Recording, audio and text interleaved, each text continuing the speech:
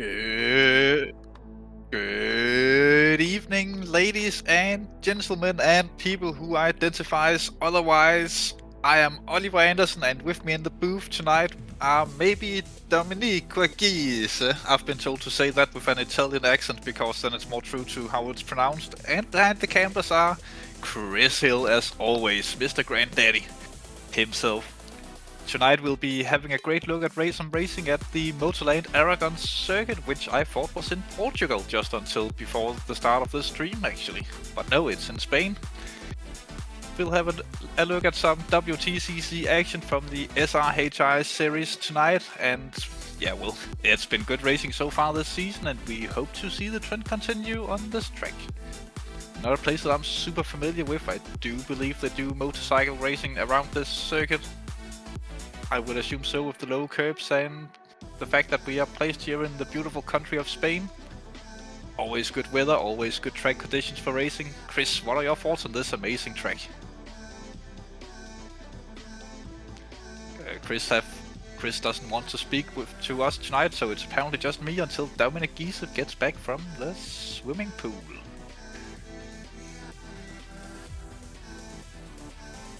I have just got confirmation that Chris is not connected whatsoever, so we won't be hearing his giggles throughout the evening. Anyways, as always, we need to have a look at the championship standings before we go racing. I promised myself that I would try to remember this time around, even though that I have zero idea of where to find it. Oh, here it is. From top to bottom, at least in the top 10, we have Sean Pietri leading for having not 6 wins I was about to say, but he have had 4 wins so far this season, being the most winning driver in the championship. 188 points to his name already in the Cupra Leon competition car, with Stu Neal following in behind him. I would say close behind, but let's be fair, it's not that close. Stu Neal are on 129 points with a single win to his name. Simsport in third with 116, 1 win. Fabio Piatri in 4th position with 113, only 3 points behind that magical 3rd position. Dan Lensen in 5th with 99. Simon Tribeck in 6th position, a magical position for some people, at least some would say it's a good position to be in the championship, though I would assume that number 1 would be the target for these drivers with 82 points. 2 points behind him we have that Polish guy also known as Jake Kowalowski on 80. Marcel Viss on 73.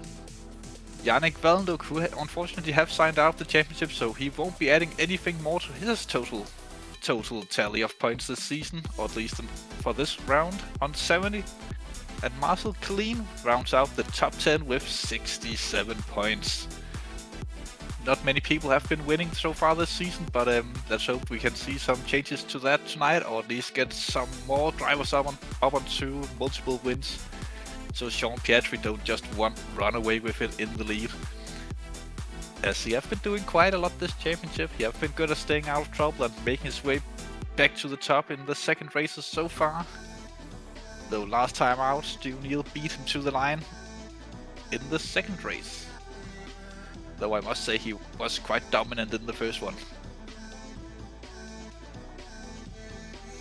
Chris Hill's mic is now connected. So Chris, do you have any experience with this track whatsoever?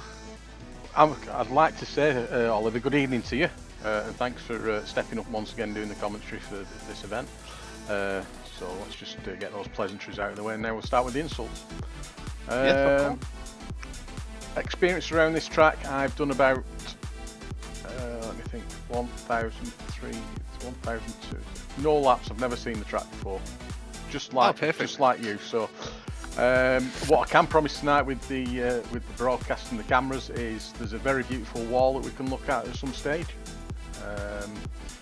I showed it to you before during the build-up, Oliver. So I'm sure you can describe that to everybody as soon as it arrives, and we can wave at all the spectators as well. Oh, I will describe that wall as soon as we see it. I must say, guys, if you must stay around for this wall. It's a beautiful piece of work. The stonework is wonderfully animated and totally not in any kind of weird way with the lines. It looks so stable on these broadcast cameras. And yes, we have seen the hill, also known as the Chris Hill, with a lot of spectators standing on it. I like what you've done there, Oliver. Oh, yes. Oh, Oliver, you can make jokes. Oh, and Dominic Giese have returned from the swimming pool. I have fallen away. I've got my 4 back, I'm happy. Oh, wonderful, wonderful, wonderful, wonderful. Good to have you with us tonight again, Dominic. Have you any experience with this track whatsoever, as nor Chris or I knows anything about this track? How many corners, where the corners are, except for the hill, of course. That's the only thing we know. Oliver, Yes. I don't know this track. Oh. Well, we are The only thing I know, it's located in Spain, in Aragon. But well, that's everything. then you already know more than me. I thought it was in Portugal before this race. So Mr. Chris Hill will not be speaking to us anymore. He thinks that we are too boring and have left the building.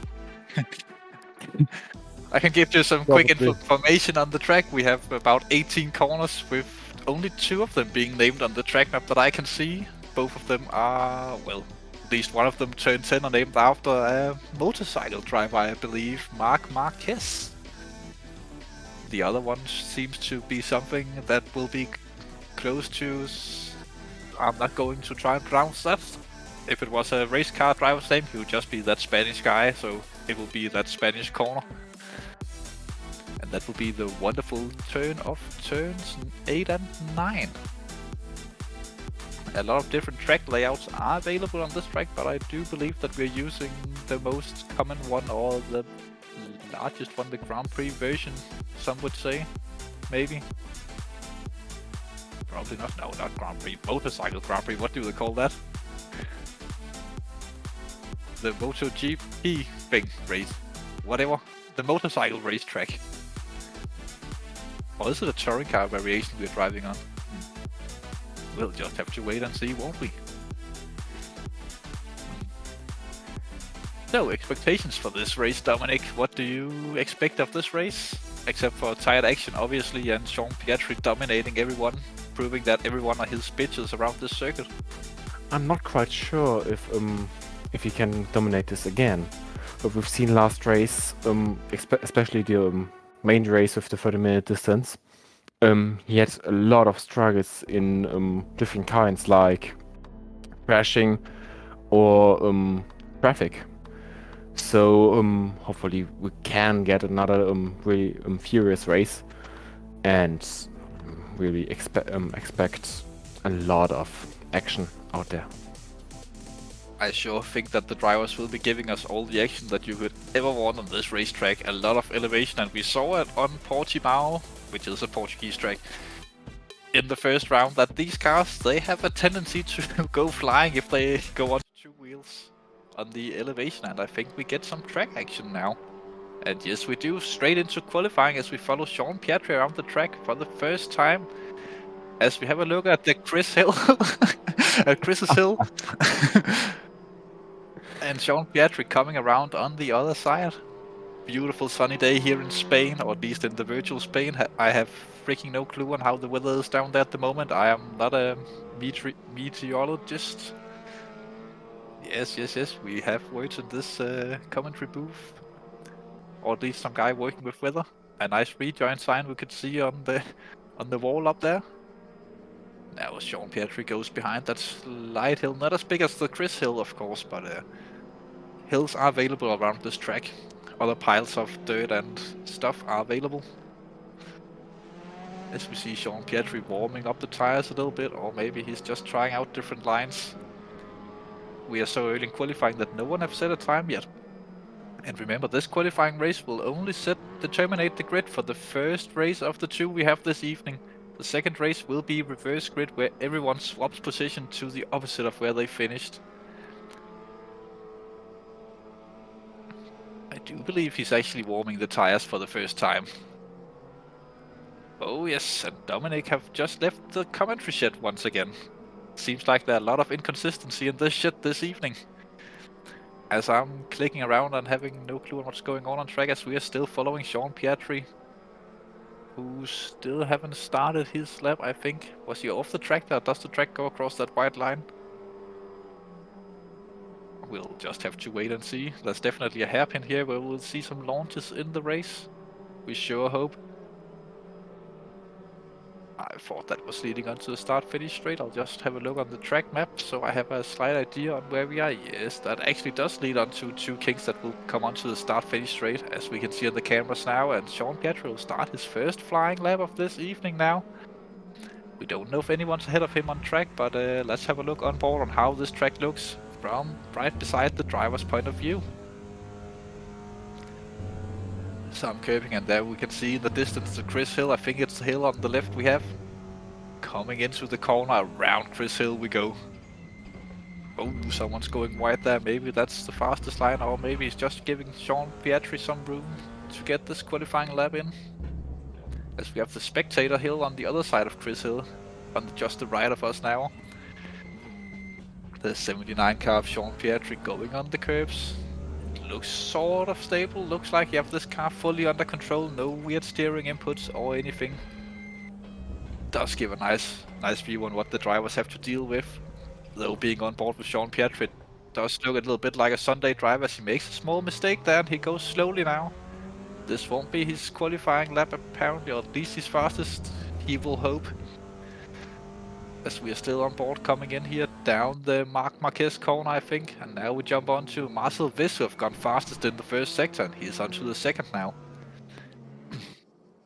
Coming down to where we saw Sean Pietri make a little bit mistake, we can see Marcel Viss is fighting a little bit more the car in the corners. We saw that rear end step out a little bit there, but I don't think that matters too much in these front wheel drive cars, as Dominic Giese have rejoined the commentary shed, I think.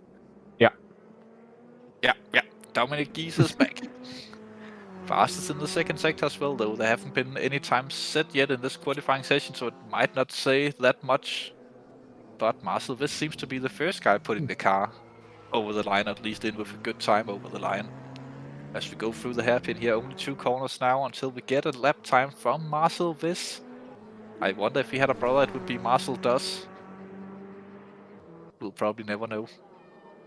And across the start-finish line we go here. Marcel Viss on provisional pole position as the first driver to set a lap time. Purple in all 3 sectors, 2:15.5 for the time to beat at the minute. The Dutch driver who some might compare to Max Verstappen, some probably won't, as Alexander Delon have beaten him in the first sector. A little bit slower in the second though. Coming around here now, somewhere on the track, over the curbs we go. Full speed until he hits the brakes at some point. No, he doesn't. He's coming up to the line. And he goes second. So far, Alexander Delon in second. 0.4 seconds in it so far in this qualifying session. As the times comes flying in now, Dimitri Schenk with a lap time. 3.99 down on Marcel Viss's fastest lap. A little bit surprising that he's that far off, but it's the 3 Dutch guys on the top 3 positions, as Jake Kowalowski, that Polish guy now, is fastest in sector 1. Coming down towards through the Marc Marquez corner, I do believe this is. As we'll soon get a split on the second sector of this track and see if we can go purple there as well, as they have been doing in the first sector. Only 4 minutes remaining of qualifying, as Marcel Klein goes into 3rd position currently on the standings. First non-Dutch guy to set a lap time. I thought the second sector would be just here, but apparently it's not. We are still riding the second sector to wait and see if Jake Kowalowski can get up and get a purple lap time or purple sector in the second one as well as the first, which would put him in a good position to take a fastest lap so far in this qualifying. But we are still waiting to see the laps of Sim Spenkeling and Sean Pietri, who we would assume to be fastest, and he is going off the track there. I think that's a track cut. That's definitely a track cut. That can't be right. He's... though, yeah, that have been conceded as a track cut. This lap time won't count. Though, to be fair, if that was the line, that seemed a lot faster as he just plowed through. Here we go on board Sean Pietri, double purple so far, as we would expect from this guy. Coming on only a few corners left on the lap. Through the hairpin we go, and now we have the 2 kings that you might want to live for in these cars. First one, second one will go to the left, and then it will go up to the start-finish line. He is quite a lot faster than Marcel Viss so far. Let's see what it will be. Across the line we go. Provisional pole position by 0.7 seconds so far. Wow, amazing. the Swiss guy, Mr. Army Knife himself, in pole position, or provisional pole at least, as we still have a few drivers who haven't set lap times yet. As JC coming out, the hometown hero, or probably not hometown, who knows. The local home country hero, home field advantage, home turf. For the Hyundai driver, fun name to say, coming out, if you say it fast enough. As we look in the hairpin. What a sight to see. We might see this again a few times in the race with this wonderful static pictures. Here we go to the start-finish line. JC coming out, 6th position, it seems like. Yes, confirmed, but yeah, 14 seconds behind the fastest lap time so far. I think there have been some kind of mistake on that lap. Probably in the third sector, as we've seen in the sector times. We are up to good time in the first and second sector, but in the third sector he have about 30 seconds minus. That sounds right. That sounds right, as Adrian Nam have set a lap time. Have we seen him at all this season so far? I think we have, maybe. Arwin Nam. I would just call him Mr. Nam. Name. The name man. Well, it would tell us on Sim Racing GP if we have points at least. Yeah, he have 35 points to his name. 4 races he have competed in so far this season. We just haven't paid enough attention to him apparently. But here we go in 5th position so far. Only a minute left on the clock. When the timer hits 0, the qualifying is over. You won't get to finish the lap that you are on, which means that people will be scrubbing a bit to get a lap time in, as Jake Kowalowski now puts it in 3rd so far. Less than a minute to go, that will be the lap time he hopes that will keep him up. There's still no lap time set from Sim Spenkeling. That's a bit surprising. Or Patrick Treffers, or Mike Abrenosa. And as I say that, we see Trebek and Neil put in some lap times. As qualifying seems to be over, only 10 people setting lap times this time around. Sean Pietri starts on pole, then Marcel this second, Jake Kowalowski in 3rd. Very nice from him, that Polish guy is doing some good work out there. Alexander Delors in 4th. Oh, more lap times are still coming in, so it might be too early to call it. Stu Neal in 5th, Simon Trebek 5th, Marcel Clean going up into 7th. Mr. Nam in 8th, Dimitri Schenk in the mediocre oval 9th, Patrick Treffers 10th, and JC coming out with that awful 3rd sector in 11th. A bit surprising that some of the drivers haven't set lap times. Maybe it's for strategic reasons that they want to start in the back in the first race to get a better starting position in the second race if they don't make it that far up the grid, or maybe they're just trying to treat us in the commentary booth for some great racing. So qualifying is over, and we can have a sneak peek on the mighty wall, the wall of Motorland Aragon, and it's not the character from Lord of the Rings this track is named after, but it could be. So, what do you think of the qualifying, Dominic? Unbelievable that only 10 drivers could set a time. I think we did get up to 11. Or 11, but we have how many drivers in the field? 16 or more? 16, we think. Yeah, and they have no set lap time. I can't think. In a driver mind, you really think, okay, I need to set a lap time. If it's slow or fast, but I need to. Yes, and here we have them lined up on the grid as we can see 17 drivers, 6 of them as we are racing. The lights went off and we are racing here at Motorland Aragon. And I am down in 8th position as Sean Pietri seems to be unchallenged into the first corner. And here we go. Some scruffling, a few cars off the track in the background. Sean Pietri off to a great start.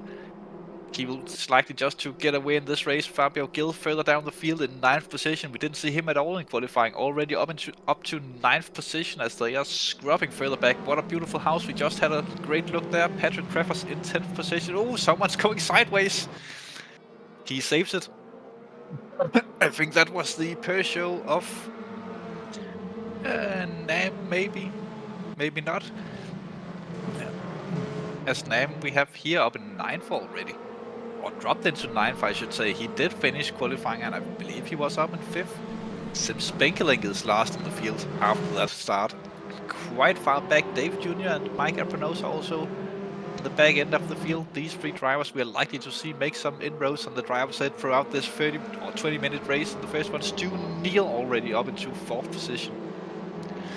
One of the 3 race winners we have had so far this season, with Sean Pietri and Sim Spinkeling being the 2 others.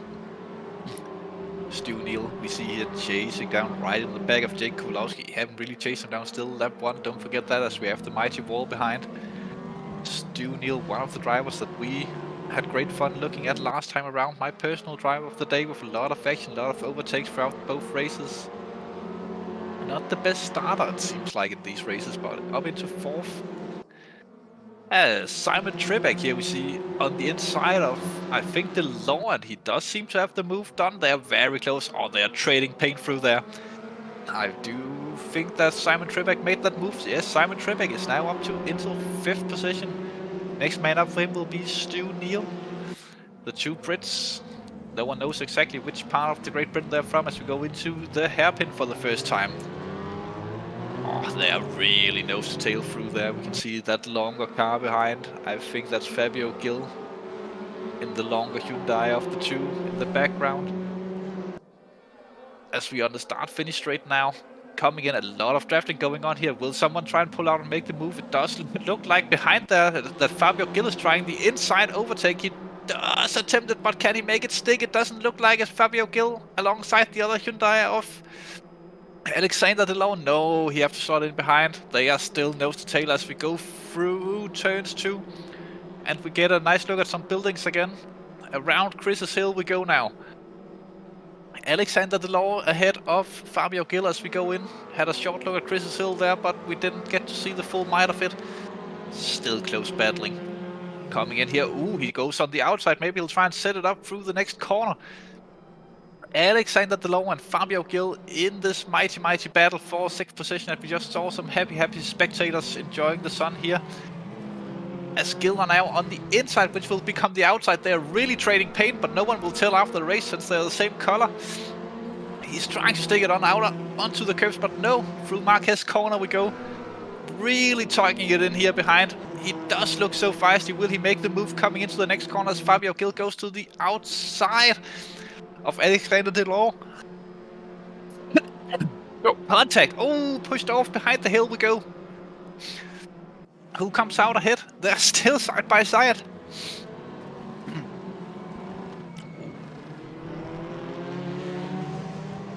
Fabio Gill made the move stick, it looks like. Ahead of Alexander DeLong, who will be screaming under his virtual helmet after that. He can't be happy with that, as Marcel Clean now is behind in the Alfa Romeo.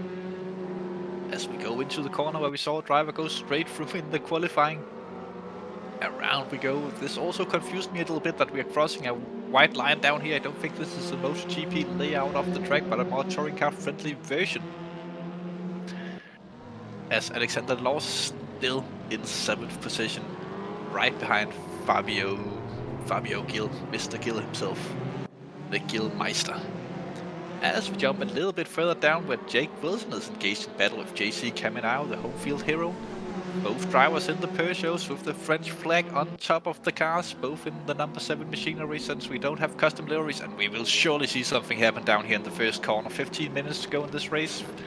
As we go on to lap 3, no, he stays behind, but it does look like that. No, it's not a JC Caminao behind, it's Jake Wilson trying to overtake Mr. Nam in the other Peugeot.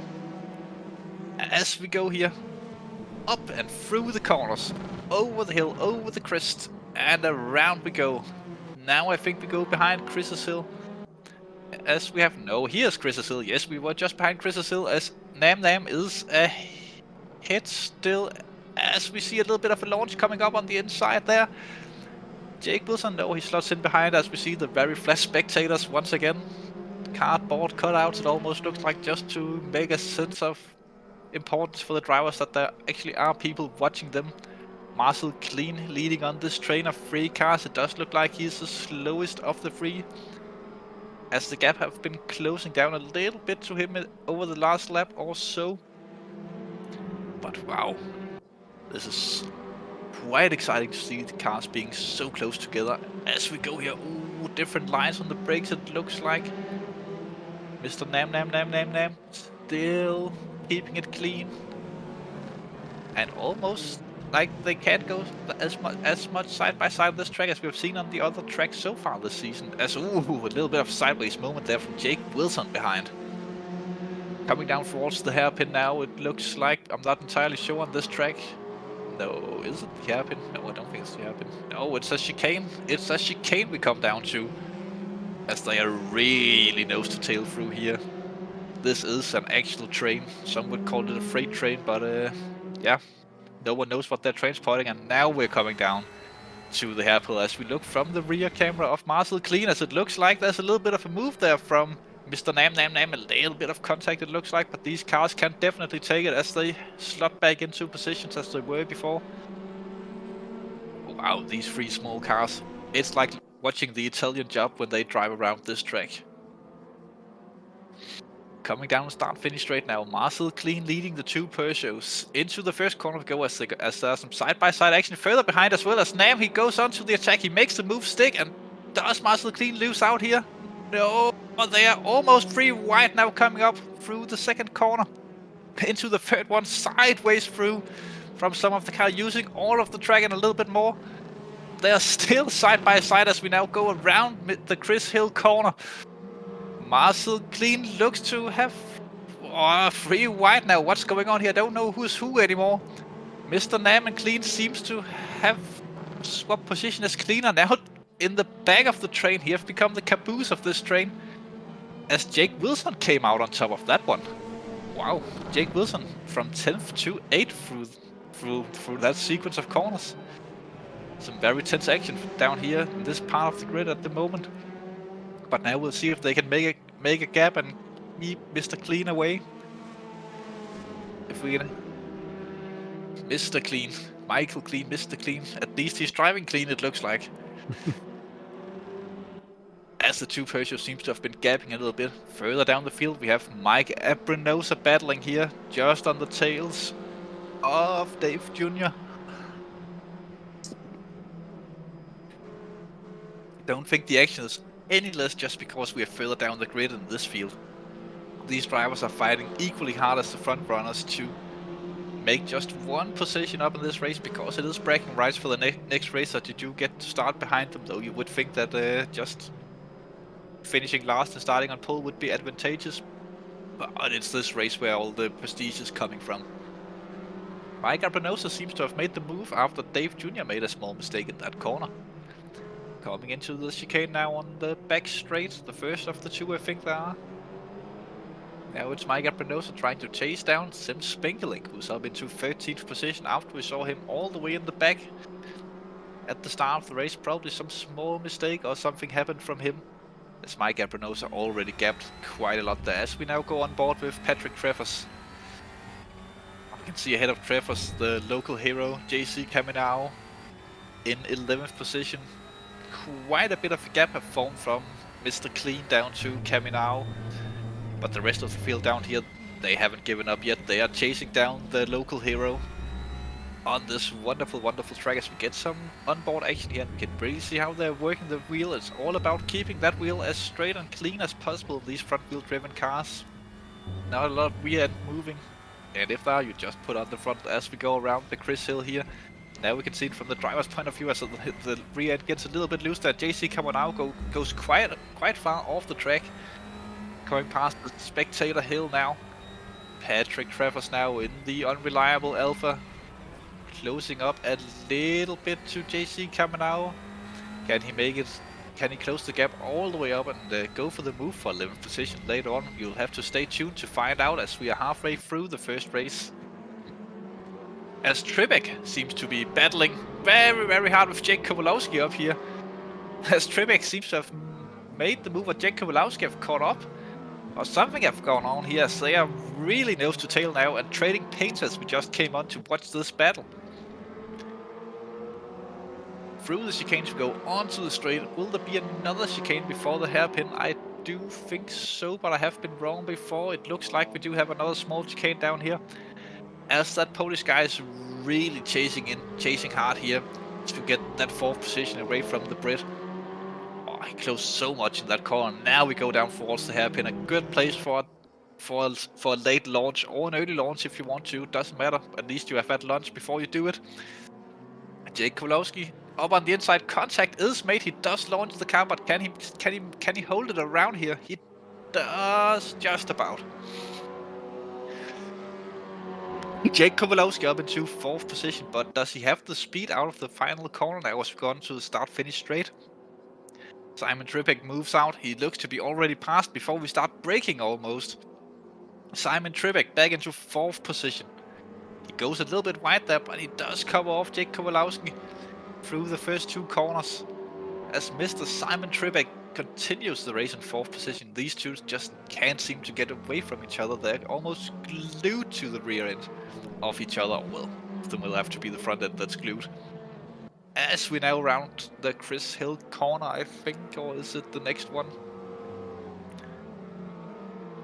Doesn't really matter much. These cars are beautiful to watch here, coming around these wonderful, wonderful corners in this track.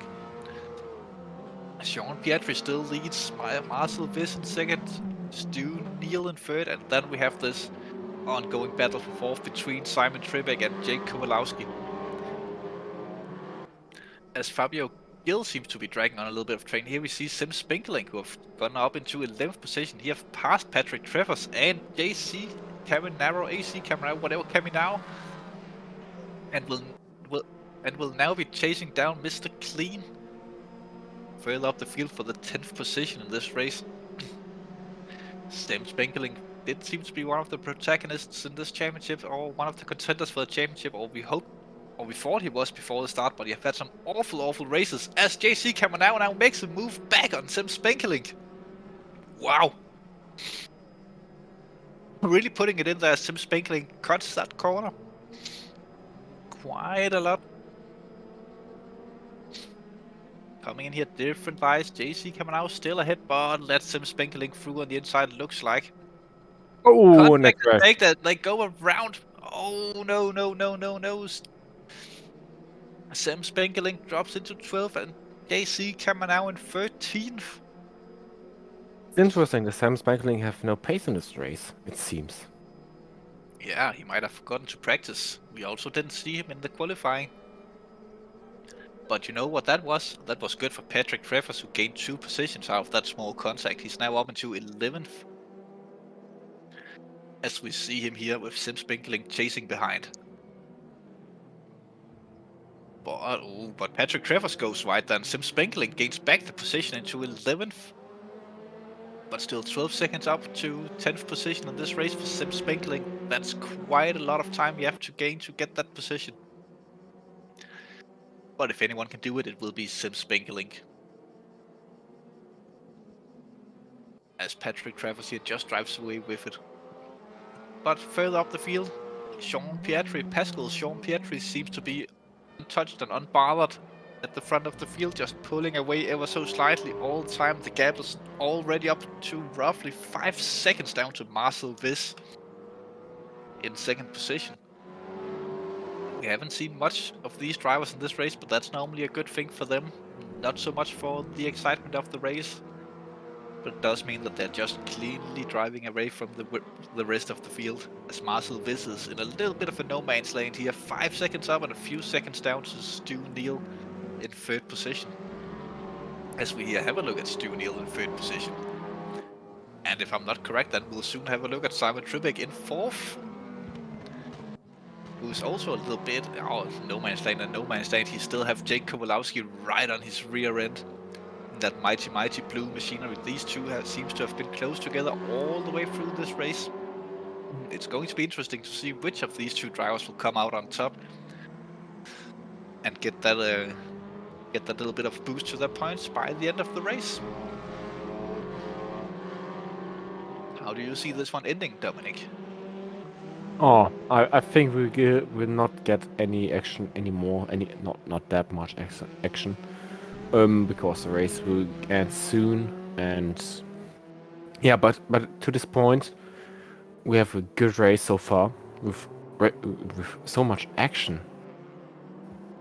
It is truly an action-packed race as we see your fellow countryman here go for a little bit of an inside launch here on Mr. Nam, and he does seem to make the move stick. Now he's on the outside and Mr. Nam is through again. Not so cleanly done from the German there. As Now he you tries... Yeah, not quite. Not quite. Not quite. Oh, Mr. Nam went wide there. Nam goes wide as Clean is chasing him down for that 9th position. It's a little bit of a bragging right between these two similar cars. No, it's not. It's an Alfa Romeo and a Peugeot battling it out. 3.5 minutes to go in the race. Time have flown by once again. And these cars, it doesn't seem that you need to have the cleanest of driving styles to make the overtakes. A little bit of contact is regarded as acceptable in touring cars. Don't forget that as we go around the spectator hill now. With Clean still in that 10th position, he does really seem to want to get this move done on Mr. Nam. Coming down the hill now, we see the cars go through. Now it's Marc Marquez corner. The only corner I seem to know the name of around this track, and the other ones we've just made up. Hey, well, that's what good commentators do, apparently. Marcel Clean now slowly up the hill. He does show himself a little bit in the mirror, or is it just a slightly different line as we go a little bit on the brakes now? This is the first of the chicanes on the straight. No, it's not. This is just a corner. And there we have the beautiful brick wall in the background. Marcel Clean coming in here, keeping it clean through the corners. Can he get the overtake? It's what we all want to see in this race. Someone sending it into the hairpin once again. It would be nice. But they still have to go through this chicane one more time. As we see Marcel Clean sending it in the chicane. He goes through and onto the grass, onto the dirt, through the barriers. Oh, he's surely gonna have to give that one back. Oh, that wasn't so cleanly done. He gives it back as a show of good sportsmanship. If I was named, I would be thinking, what in the ass is this guy doing? 1 minute 40 to go, which means that we'll get this lap and one more lap of racing. It seems like as Simon Trebek here goes a little bit wide, and that makes room for Jake Kowalowski as Stu O'Neill has fallen back into the clutches of these drivers. 3-car battle for the final step of the podium this time around. It looks like the 2 white cars, the 2 Brits, and the Polish guy in the blue car in the middle. He seems to be truly sandwiched here. Some kind of a British sausage roll, maybe, if we see the cars go off the track. That could happen. As we come up over the hill now. Going up, Simon Trebek still a little bit behind. Here we have Jake Kowalowski in that blue machinery. And well, where did Stu O'Neill go? He went off the track and out of the camera as we now follow Sean Pietri. 1 minute to go in the race behind the spectators hill. With all the very flat people, they are very fit down here in Spain. As we see Jake Kowalowski a little bit wide now, this makes it possible for Simon Trebek maybe to go back as they touch and scrub and rub the doors and change the paint through Marc Marquez's corner. Jake Kowalowski off the track, but he keeps his foot planted here, goes back and seeks a contract straight away. This is like boxing. Changing jabs, going for the head punch, seeing if they can get the knockout on each other. As Simon Trebek over the curbs, a little bit over the inside white line there, makes the move on Jake Kowalowski can't be happy with that one as he tries now around the outside, forcing Trebek a little bit narrow. Maybe he can use it to set up out of this corner as we go down now. Coming into the hairpin for what could be the final time for these drivers. I'm not entirely sure where Sean Pietri is on track, if we'll get another lap or not. But here we go. This could be the last opportunity for Jake Kowalowski. No, we still have this chicane to maneuver before we go into the hairpin.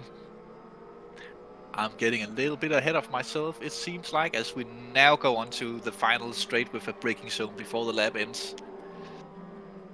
It does look like that's Jake Kowalowski on the outside trying to go around. Simon Trebek defending very nicely on the inside, but does Jake Kowalowski get the run out of the corners? The race is now over.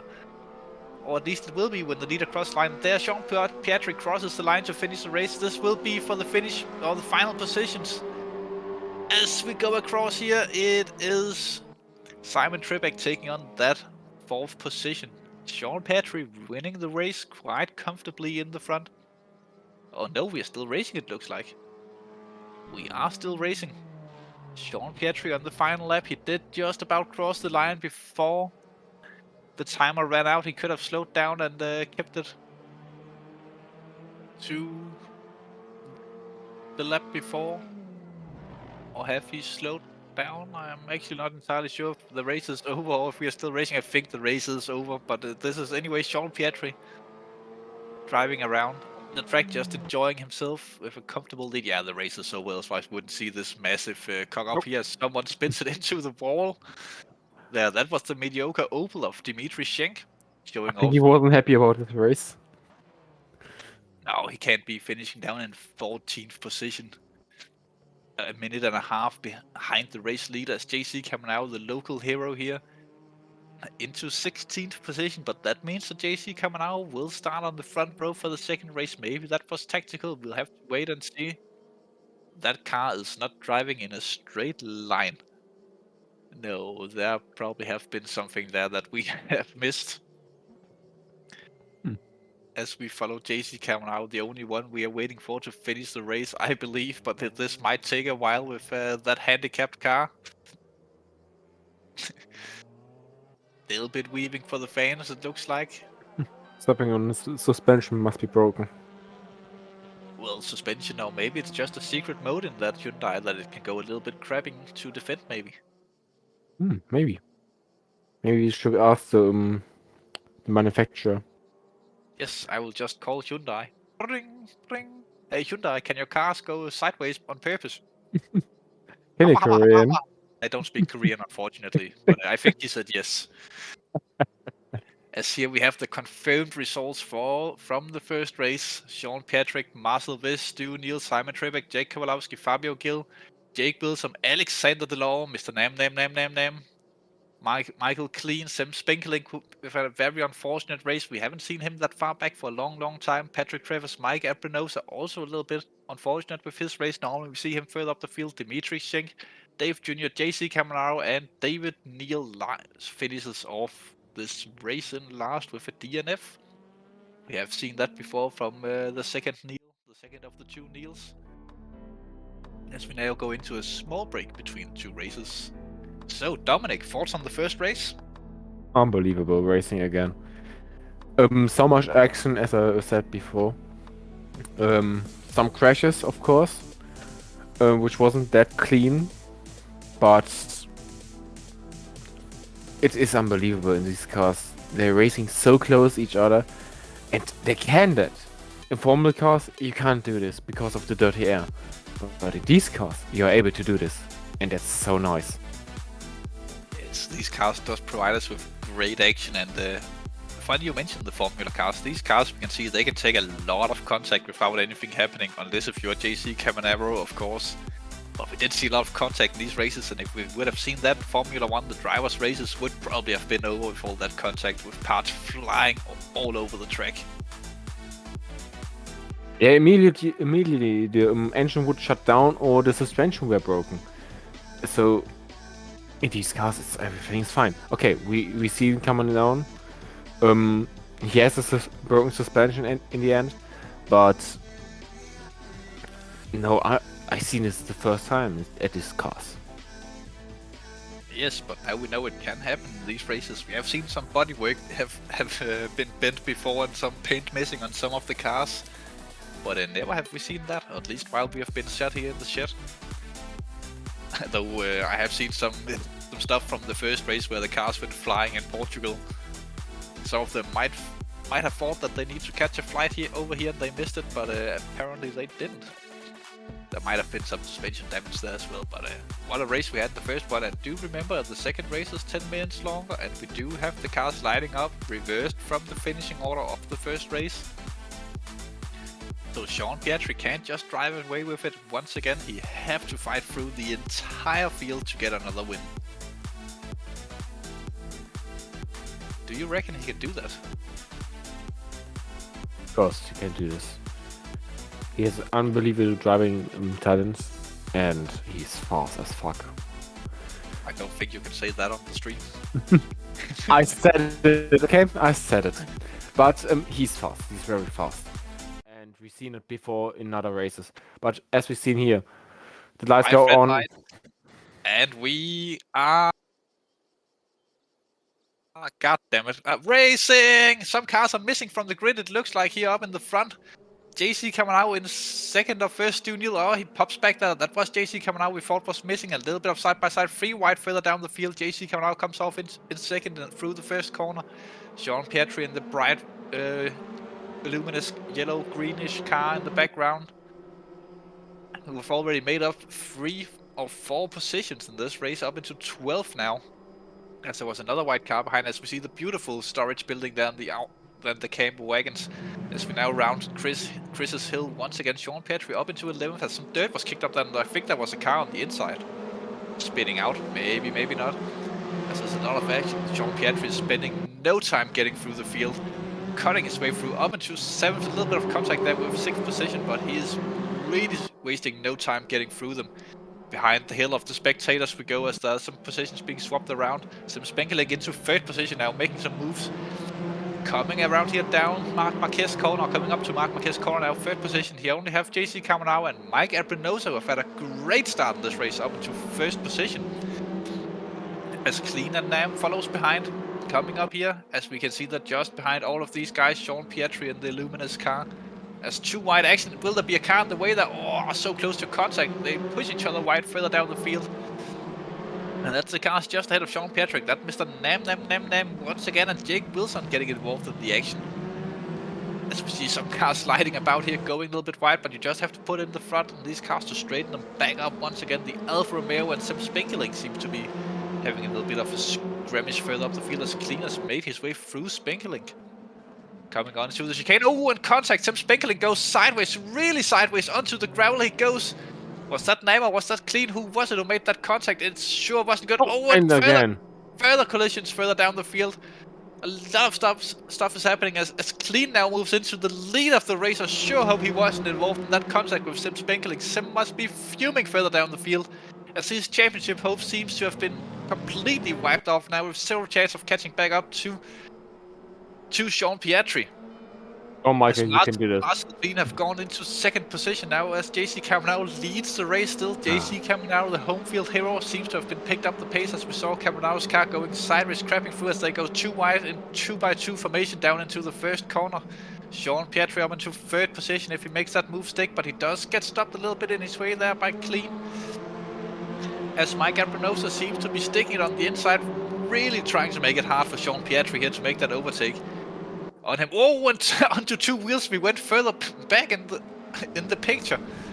Mike Brno here, can he pull out a massive defense here and keep Sean Pietri behind as someone almost rams into the back of Sean Pietri. That was Simon Tribeck coming in very hot there. But Sean Pietri made the move on Mike Brno there while I was focusing on Simon Tribeck as there's a long Hyundai coming up now. That's Fabio Gil, I think, in the long Hyundai, making some moves now right on the tail of Mike Brno. Yes, it is Fabio Gil, that is confirmed, as Marcel Clean still tries to get some way around as Sean Pietri gets spun off behind by Mike Brno. As a 2x2 and several cars down there coming through the corner. Mike Brno here now slots in right ahead of Fabio Gil, who's pushing him a little bit there. They really rubbing seems to be racing in this one. But what will they do here? Fabio Gil tries to fend off Stu Neal, who's also one of the drivers who you will be expecting to move a little bit further up the field here. If we can get his shit together, I mean, if we can get his crap, I mean, his feces together in this race. As we see Sean Pietri just showing how skilled he is in this car, making almost 2 moves in 1 corner. So now makes the move on 1st position, and JC Camarao only took less than 2 laps for him to get up into this position where he's now battling for 1st position. But JC Camarao really trying to hold off Sean Pietri here for all the entertainment of everyone watching, but surely that was an impossible task to ask. Sean Pietri leads the race before we have finished the 2nd lap.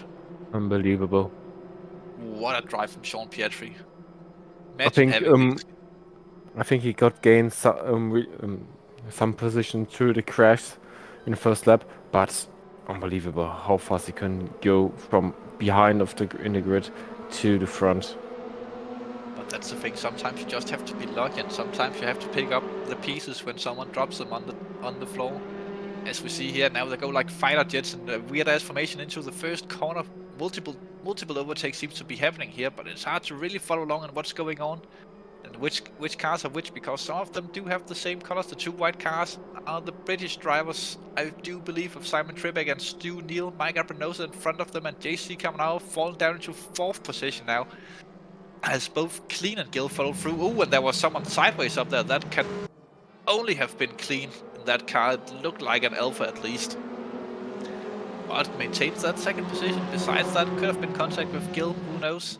As we can see here, the cars really close, 2x2, almost NASCAR-style formations coming through the corners here. Very interesting to see what's going to happen here as JC Caminao falls further and further back as he gets swamped by the other cars at the minute. Simon Trebek up into 5th position. Behind Stu Neal and Fabio Gill, Mr. Clean, Marcel Clean, Michael Clean, or was Michael Clean, Michael. I think it was. Yes. Michael. Our German co-commentator, of course, knows that. As we come over the crest of the hill now, Simon Trebek, we have the cameras on us. There are some side-by-side action there further up the field with Clean and Gill, and Stu Neal gets involved on the inside now of that long Hyundai of Fabio Gill. Fabio Gill up into 3rd position in this race.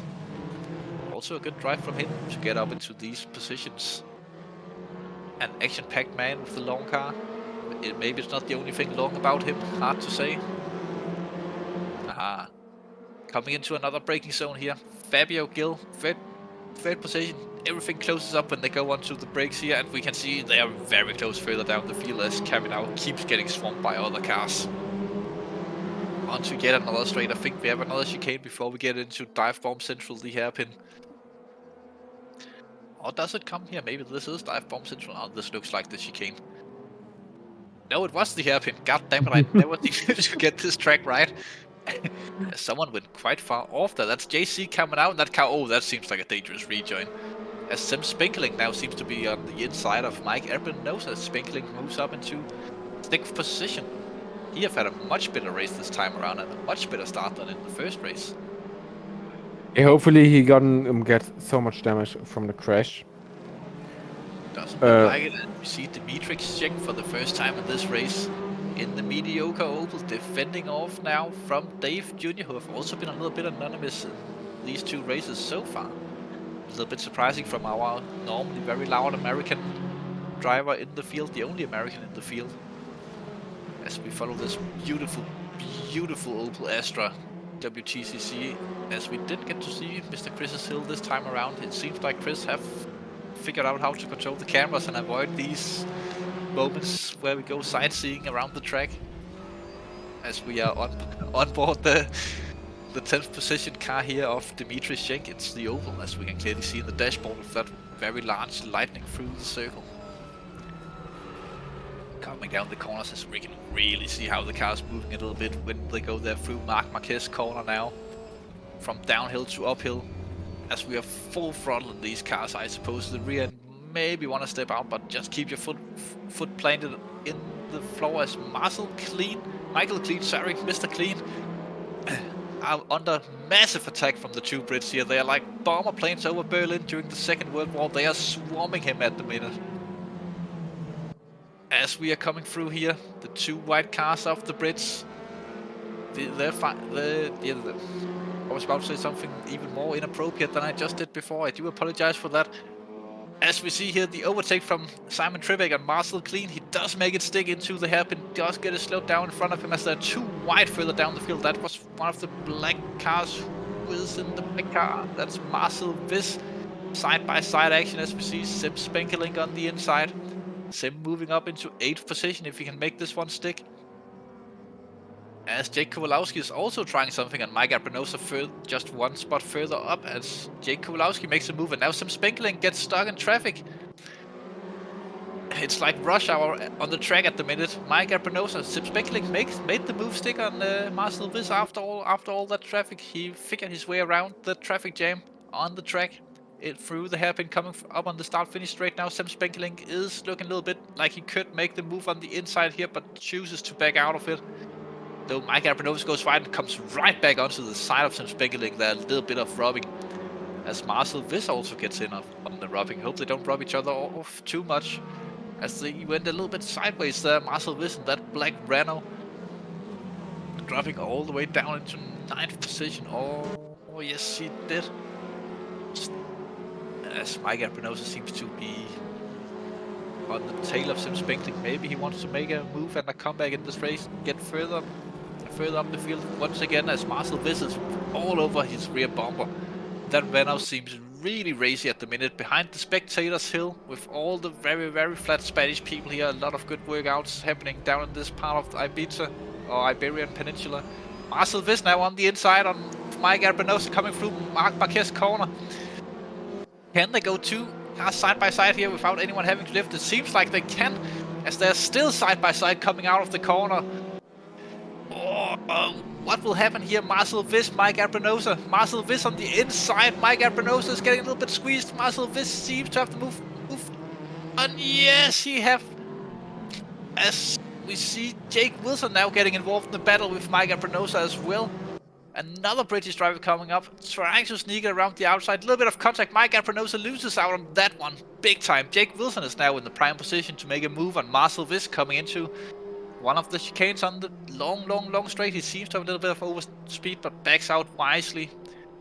He fought there. Ooh, as Marcel Viss goes onto the gravel, he goes. Coming up here, surely that have slowed him down, though it didn't seem to slow him down that much as Jake Wilson is still catching up to the back of him. Jake Wilson now onto the inside, coming towards the hairpin, backs out of it once again, playing a little bit of a smart move here, not trying to do anything half-hearted and risking the car. Simsport seems to be going slow. What's wrong with Sim there? Sim is going very slowly. Does Sim have problems? No, is Sim moving again? It looks like it on the scoreboard that he's not dropped any further down, but wow, why was he so slow there all of a sudden coming out of that hairpin? I guess we will never know. Maybe we can ask him after the race. Here we are on board with Simsport, now behind Mike Abranovich and Marcel Viss once again having to do all the dirty work he have just fought so hard to get done earlier in this race, as Fabio Gil have moved up into 2nd position in this race now, but seems like Sean Pietri have run away in the front. Here we come. Sim did the gentleman thing and gave the position back. Perhaps I'm being informed by Chris Hill, and no, it does seem like Sim have some kind of an issue. Maybe it's hardware issues with the pedals. It seems like it just isn't throttling as you would expect. JC Camonao now made the move stick on Simsport. That's the first time for JC and Sim.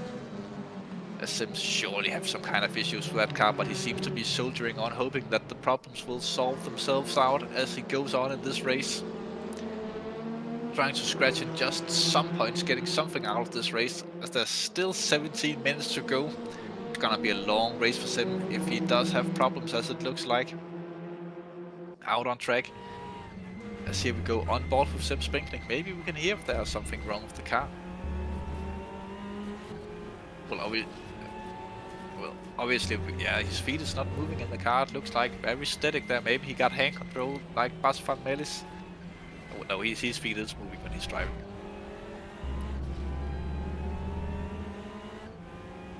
Anyways, can we hear something? It's a little bit hard to hear here in the commentary booth. I think we have made a little bit of too good of an effort making it soundproof, as it's now Dmitry Schenk ahead of Simsport. Something must have happened up there as well. Simsport now onto the backtrack, but he's coming up to that dreadful hairpin. It seems like it's out of the very slow corners. He loses all of his traction for some reason.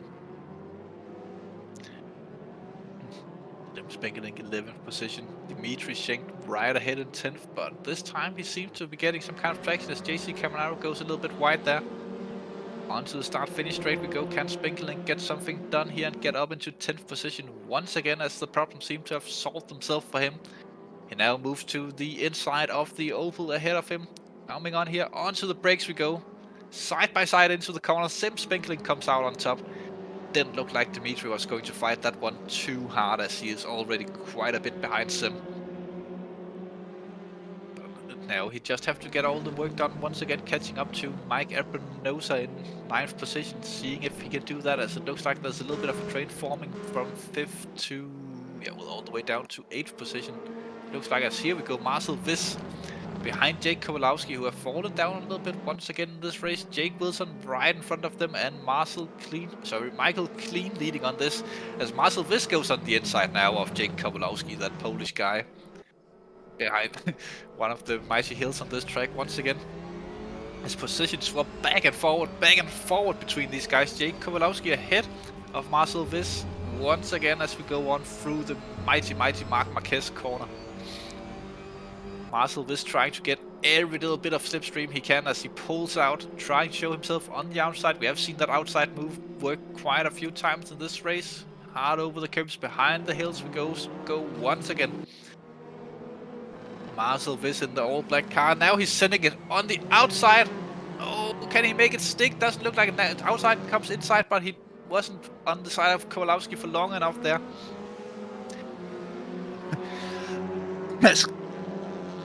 Excuse me. As Clean and Wilson seems to be side by side as well coming into that corner. They swap positions further up as Clean have been overtaken now by Wilson. Wilson now becomes the train driver of this four-man train. But can he make the pole and pull away? As we see further down, a little bit of movement on the straight. It is fair enough in these cars. Nothing wrong with that. Pulling out maybe just to see where the braking zone is. Contact.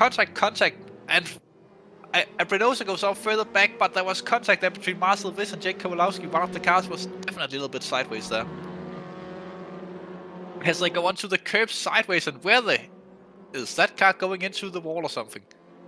Wow, Marcel Viss really having a bad one. That wheel doesn't look too healthy anymore. What is he doing now? Stopping on the racing line, that's not a good idea. Marcel, get out of there. God damn it, Marcel, move that car. Someone throw some yellow flags on a safety car. You can't park there, man. God damn it, Marcel, get that car out of the way. Maybe you have terminal damage and just park there for good. As we now go on board Alexander Delors with a quite disappointing race so far, we must say, for him.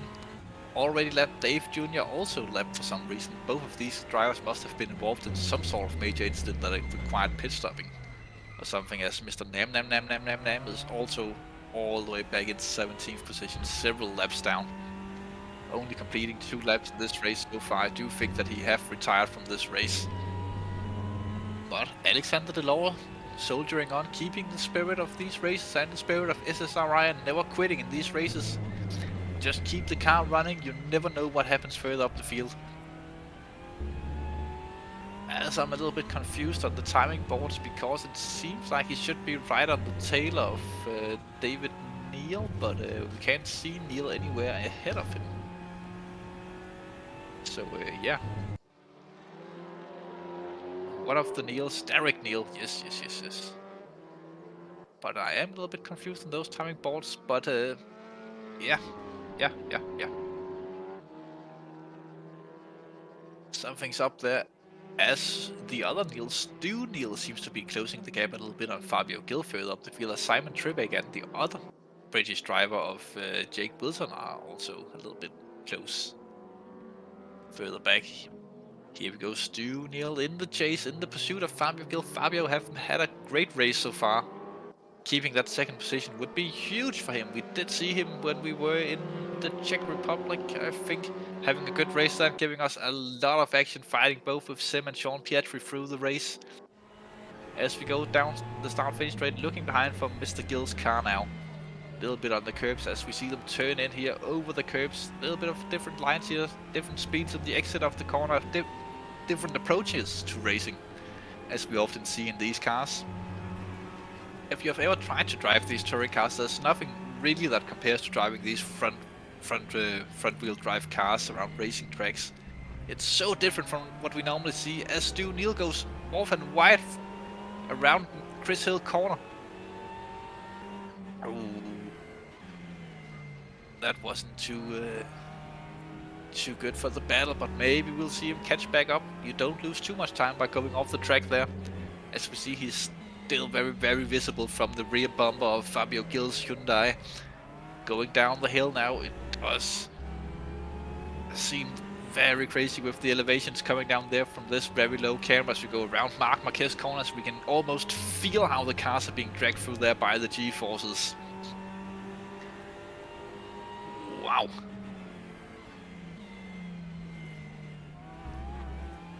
still over the curbs go. The cars jump a little bit onto two wheels there, but not so long as they were when we visited Portugal in the first round of this championship. Under the braking, it does look like Stu Neal is making up a little bit of ground on Fabio Gil, but at the same time, Simon Trippick is making up time on Stu Neal.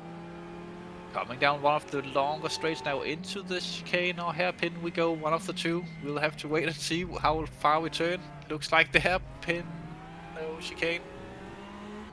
Chicane, definitely chicane. As Stu Neal really closed up through that sequence of corners, now we are on the front bumper of Stu Neal's car here. Looking at Fabio Gil, he's just hoping for some braking mistakes from Gil that will really close up the gap as he got right up under the bumper through that hairpin. As we go on here through the two kinks coming onto the start-finish straight, over the crest of this small hill.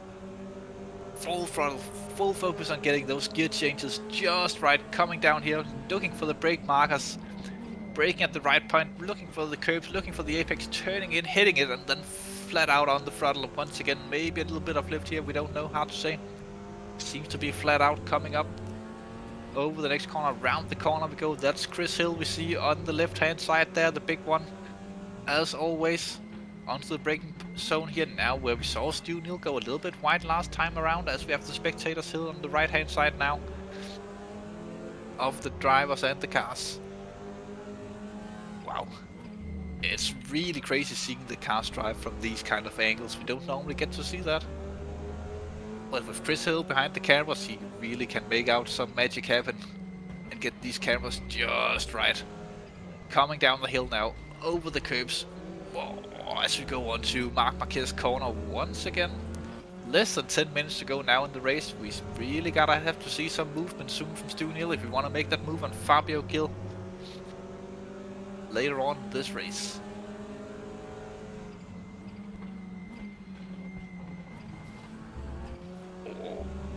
Stu. I was just distracted there a little bit. Maybe Dominic can have a look at the YouTube chat and read out what's going on there. Let me have a look. Thank you so much. I don't think anyone is actually watching this race, so we can say whatever we want. We normally don't see anyone there, so yeah, normally the only activity in the YouTube chat will be when Bas van Melis is racing, and his mom is obviously one of the biggest fans of our racing community, and her son, of course. As Stu Neal is now right up on the bumper of Fabio Gil. Yes, I was just getting some confusion with some other cars here. Stu Neal now coming up onto the hairpin we go. This could be the first opportunity we see for Stu Neal. He keeps it smart and stays behind. But does he sneaky move up on the inside there? Inside turns to outside. Maybe he did get a better run. As Fabio Gil went over the curb, losing a lot of traction out there. Stu Neal now into second position. Fabio Gil dropping like a fly now. Wow, what a move. Can Simon Trippick maybe get something out of this? But Fabio Gil tucks right back into the draft of Stu Neal. Can he make something out in the first corner? No, he stays behind. The action is still continuing here, as Fabio Gil will definitely be trying to make the move back on Stu Neal further on in this race. As almost contact there on the exit of the corner. Coming around now. The gap is still very close to two British cars. Once again in formation around Chris Hill corner we go. Those two cars of Stu Neal and Trippick and Simon Trippick can't get separated in this race. They are almost like fighter jets in formation. This time they've trapped a Portuguese man within their claws, in their spiderweb. As Stu Neal goes a little bit wide. This could be Fabio Gil's chance to go back in on the inside of him. He does make it too wide. Coming into the next corner. Down the hill we go, into the braking. Down the hill. Fabio Gil. Oh, they're wide contact. Yes, they do, but can he now make the switch back? No, he doesn't, through Marc Marquez corner, as Simon Trippick now is on the inside of Fabio Gil. Whoa! Simon Trippick seems to really take advantage of that battling further up the field for him. Simon Trippick into third position now. Fabio Gil dropping on it the way back into fourth. Not optimum for them, but will we see dogfighting between the two British drivers here? Stu Neal and Simon Trippick. Two guys that we have seen them close all race, also in the first race of this evening. Will we have some British action? Yes, they're really nose to tail through the corners. On to the second part of the long back straight on Motorland Aragon, as we see Simon Trivik moving out, showing himself on the inside of Stu Neal. Now he makes the move. Simon Trivik on the inside. He does go through. Simon Trivik up into second position. Stu Neal fights back on the inside. Side by side through the chicane. Who comes out on top of this? Now we go down towards the hairpin. Side by side. Fabio Gil looking behind, trying to see if he can get something out of this. If contact happens and pick off the scraps of it. On the brakes. Go. Do we avoid contact? Yes, we do. Side by side still. Inside becomes outside now. Outside becomes inside in the next corner. Once again onto the start-finish straight. As Simon Trivik is into second position now. Stu Neal in third down the start-finish straight. 5 minutes of racing to go. Fabio Gil lining it up right behind them. Really nose to tail here for second, third, and fourth position. Coming through, and both of the British drivers goes right there as Fabio Gil is now around the outside of Stu Neal. He goes into third position. Wow, Stu Neal on the inside for the next corner. A little bit of contact seems to be happening there. Rubbing is racing, as we all know in these cars. Fabio Gil and Stu Neal side by side still. Who will come out on top of this? Fabio Gil trying on the inside once again through Chris Hill corner. Onto the spectators mountain we go. Stu Neal maintains third position, but they lost a lot of time there to Simon Trivik. Simon Trivik seems to be running away with second at the minute if Stu Neal can't catch up after that skirmish. Fabio Gil, a little bit of a late move there, it seems like, on the downhill, getting Stu Neal a little bit out of position there, losing him a little bit of time. It seems like he's isolating Stu Neal and wanting to fight only Stu Neal here for third in this race. Final step on the podium, the battle seems to be on. As Sean Pietri is just dominating this. Looks like he's taking an easy double win here. Once again, as we have seen him do before. Fabio Gil still closing in very tightly, but the two British fighter jets seems to be pulling a little bit away. Or do they? Fabio Gil seems to be a little bit nicer through these corners. The longer car might help him a little bit through the faster corners. As we go onto the back straight. Bumper to bumper action coming onto this straight. Next chicane is where we saw them go side by side the last time, and where all the time was lost from the two British drivers. As there are also a little bit of movements further down the field, as Stu Neal and Fabio Gil are the two main entertainers in this race, at least in this end of the field. Coming on now, next corner is the hairpin. Fabio Gil moving left, right, left, right. What is he doing there? Really side by side now. Big gap between them. Fabio Gil is coming into the corner, but he does have to stick it the long way around the outside. But do remember that outside becomes inside for the next corner, and Fabio Gil is now up into third position. Stu Neal seems to have been left out to dry there.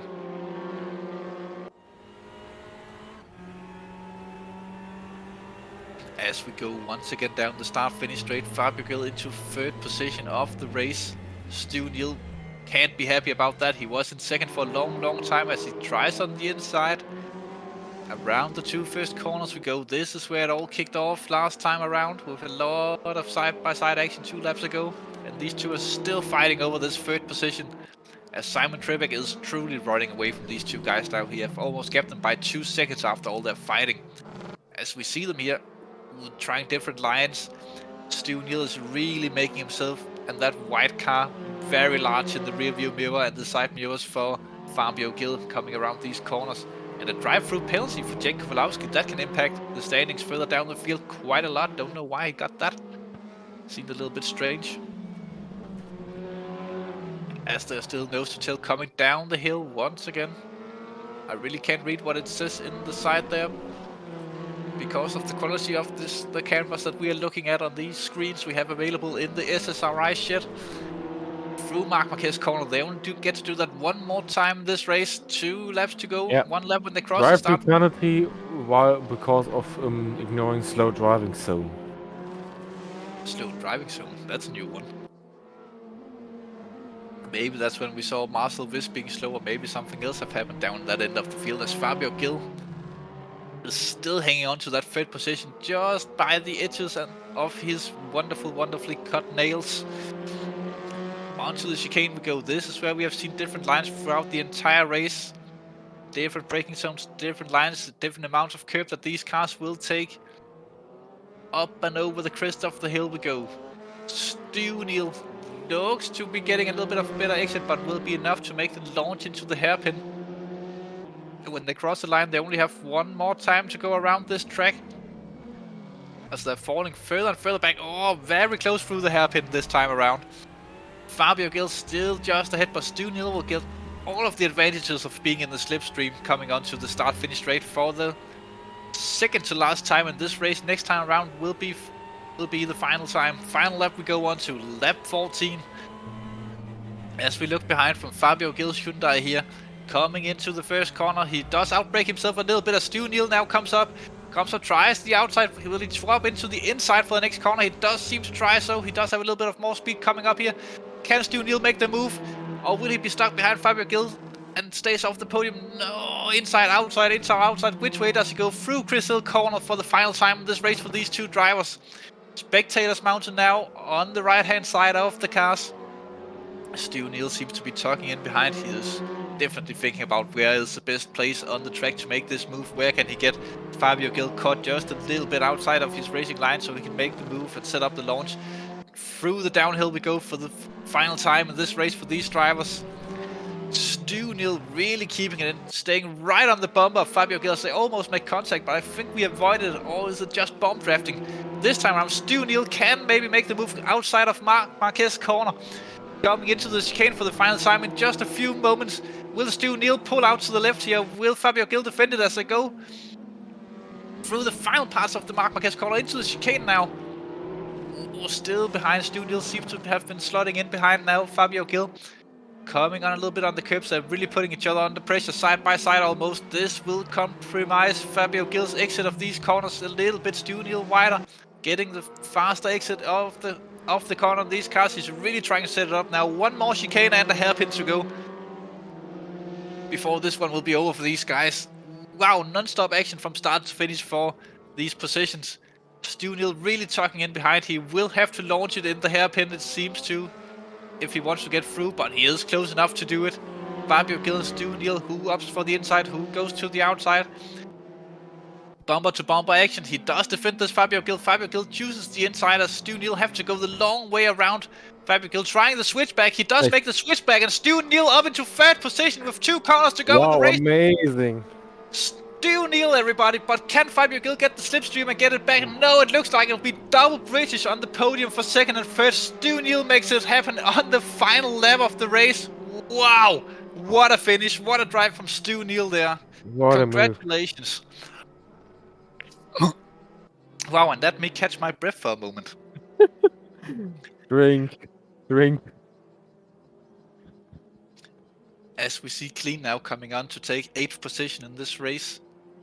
Let's run down from the top. Sean Pietri dominating for the second race in a row, winning 2 times around on this track.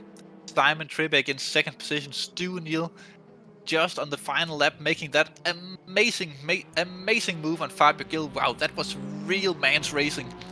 As close as can be, as awesome as racing will ever be. A little bit of a heartbreak for Fabio Gil. We all want to see him do well, but what a fight these two drivers had. Jake Wilson in 5th position, another British driver. 3 British drivers in the top 5 of these touring cars. Jake Kowalowski in 6th position, though we don't know anything about the drive-through as of yet. Sim Spenkelink in 7th. Clean in 8th, Mike Abrinosa in 9th, Dimitri Schenk in 10th position in the mediocre oval, and wow, that was a mediocre performance from him. Patrick Trevors in 11th position.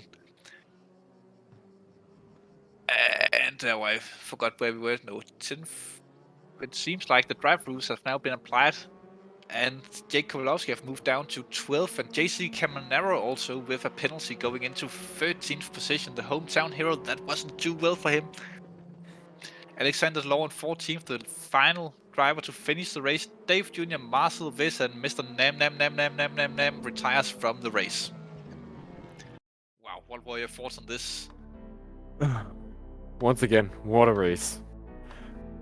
First of all, the first lap, 2 crashes in the chicane, and John Pietri goes to the inside and was at the end of the not exactly at the end of the second lap, but he was on first place after that.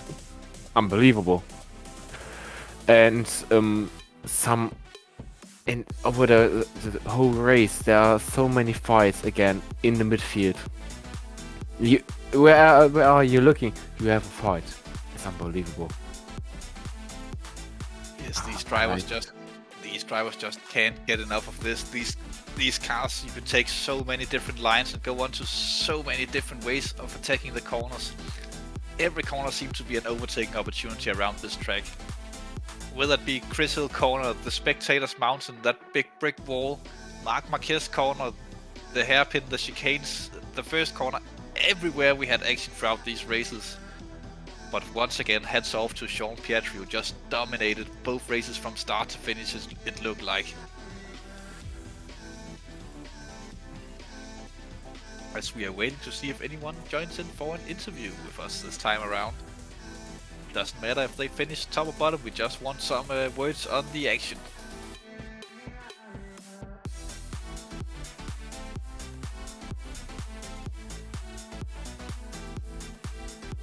Don't seem to be anyone wanting to come into our little shed. Maybe they are too afraid of what we'll do to them in our tiny shed. Maybe we have COVID, who knows? Let them take the breath. They have 2 amazing races behind them, and I like it to watch these races. I've never thought to watch these kind of races, but now I'm a big fan of it. Yes, then you should see the touring car racing when they go live in real life as well. It's just as action-packed as this. Almost. I must say that this is a little bit better. Such a shame that we didn't have a full grid around here, that some drivers had to do different stuff tonight, but the drivers we had sure put on a performance for us. Once again, we'll just give the drivers a few more minutes to see if anyone wants to come in and have a little chat with us. A little chat. Meanwhile, we can do some promotions for upcoming SSRI events. We have on next Tuesday, the GT3 series continues to race at Monza. It will be an 80-minute race, no pit stop requirements, but Dominic, would you consider saving enough fuel to run through Monza without a pit stop, or do you think you'll lose too much time there? I think you would lose too much time there. In endurance racing, where I'm participate in, you have a maximum of a 75 minutes stint. It's in the end of a stint, it's unbelievably difficult to drive. And I think it's faster to stop in the middle point of the race and then to continue.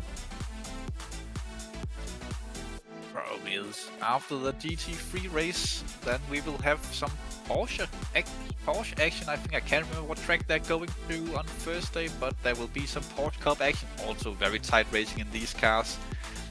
In the Porsche Cup, we do see a lot of sliding, a lot of close action, overtakes, everything. Also a 2-race format. In that one, I can't remember exactly how it goes on with qualifying and stuff.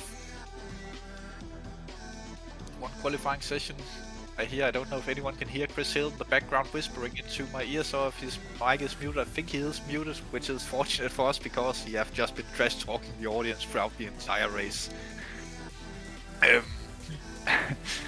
Yes, after that we will have the GT4s come back into action. We saw them last time around Netterton, the main genitalia looking track, I think, with some very good action.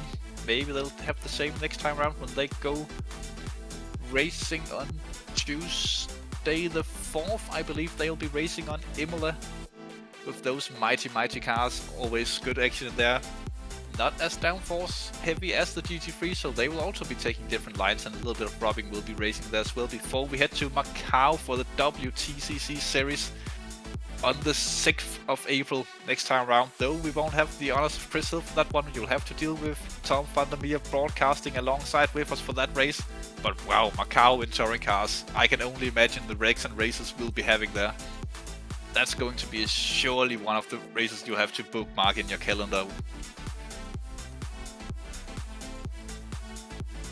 Yes, no. Macau will be a highlight into this season. Not much to say about that one. And after Macau, then there'll be a very short break until Saturday the 8th of April, where we go live for endurance racing for the second time of the season. This time around the deadly mountain of Mount Panorama, almost as deadly as the streets of Macau. And an equally big chance of a traffic jam sometime during the race. Oh yeah. I'm not looking forward to this. Oh, can you tell us about your expectations for the race when we go endurance racing? That will be your next race, I presume. Yeah, it will. and it will be really difficult to drive there because everyone who knows Mount Panorama, it's a uphill section and a downhill section, and especially in the downhill section, the car will get so unstable that you will crash into the barrier if you not be careful. And after the downhill section, you have a long straight where you need to power. So you can't just easy to set up your wings to get the downforce for the downhill section because of the long straight. And to this, the walls are near to you. So I think you have only 5 meters of space to each wall, and it's unbelievable tight. Speaking of near walls and impossible to set up the cars, it will be the same when we go touring car racing next time at Macau, with a very, very long back straight around that circuit and a twisty section up through the small hills of the the city of Macau.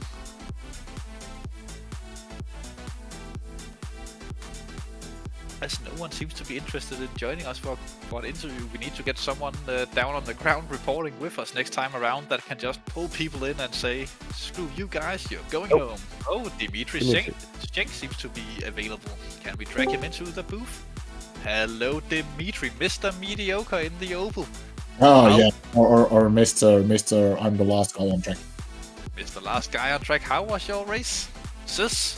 It was a bit troublesome. I had some problems with the HUD actually. I couldn't, these cars they have launch control, but for some weird reason in both race 1 and race 2, the buttons only started working after the green light. So that doesn't help. No, so you got off to some bad starts in both races, but did you enjoy the action out on track? We surely enjoyed it from the commentary booth. Oh yeah, it's these cars are crazy fun, and this track is fun as well, but it really gets ruined by the track limits. Track limits were crazy. They were like 1 millimeter onto the curb, and you got a slowdown penalty. So yeah. I'm not sure if you guys saw that on the broadcast, but there were a lot of cars who really have to slow down because the track limits were just insane, and that sort of ruins this track because it has a really nice flow, which is a bit surprising for a tilted track, but it has a really nice flow, and then the track limits really, let it down a bit. Maybe that's what happened to Sam Spenkeling, that's why we saw him slow down so many times during the race.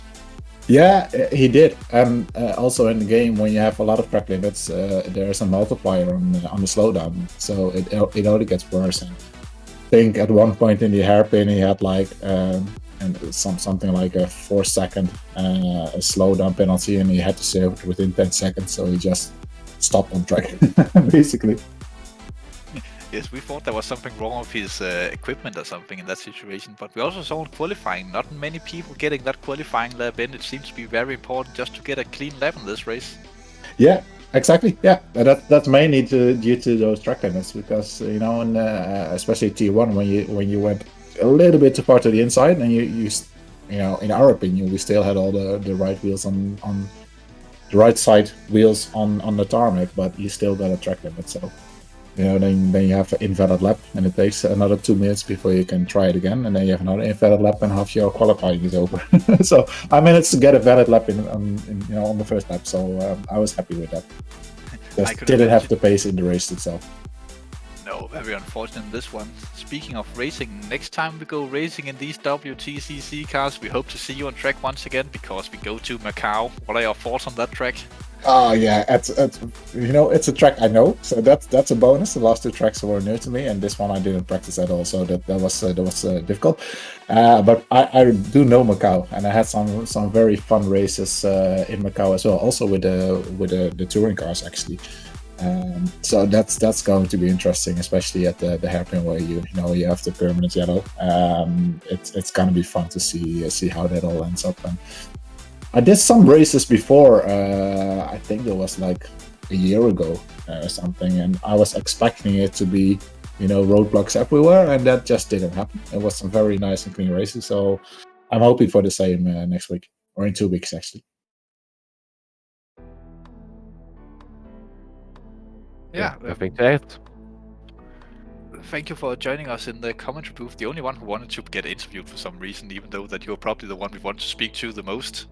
But Yeah, before yeah. The other before ones you- they were still discussing all the stuff that happened in the race. So yeah, Before you you have go to to do meet- with me. Before you go to Dimitri, I have to ask you, why did you choose the Opel? It's a personal favorite of mine, of course, but not that many other people seem to have been joining you on that one. Oh yeah, basically because in real life I drive an Opel, but the main reason was because I also have driven the Opel in R Factor 2 for quite a bit with the British touring car, the WTCC races on there. That is a really lovely car in R Factor 2, a bit less so in RaceRoom, I think. But yeah, that was the main reason. I really enjoyed the Opel in R Factor 2, so I was hoping for the same in RaceRoom. It is a bit different, but still, I drive Opel in real life. I enjoy the Opel in R Factor 2, so why not? And have some different cars on track. That's also fun.